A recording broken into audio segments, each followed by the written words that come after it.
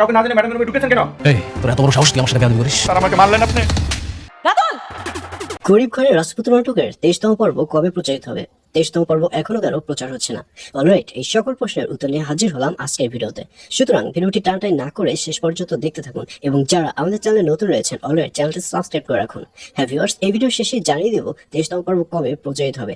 আর 23তম পর্ব কেউই মিস করবেন না, কারণ ফাইনালি বৃষ্টিকে দেখা যাবে সে বিশাল একটা টেনশনের মধ্যে পড়ে যাবে। কারণ অনেক বৃষ্টির কাছে একটা বেবি চেয়েছে, কিন্তু বৃষ্টি তো কখনোই মা হতে পারবে না, কারণ 4 বছর আগে বড় একটা অ্যাক্সিডেন্টে বৃষ্টির অনেক বড় ধরনের একটা ক্ষতি হয়ে যায়, এবং তারপর থেকে বৃষ্টি মাহারুর হওয়ার যে ক্ষমতা সেটি হারিয়ে ফেলে। কিন্তু এই ব্যাপারে অনেক তো কিছুই জানে না, আর এর জন্য বৃষ্টিকে দেখা যাবে সে আবারও টেস্ট করবে, আবারও হসপিটালে গিয়ে ভালোভাবে নিজেকে প্রিপারেশন নেবে।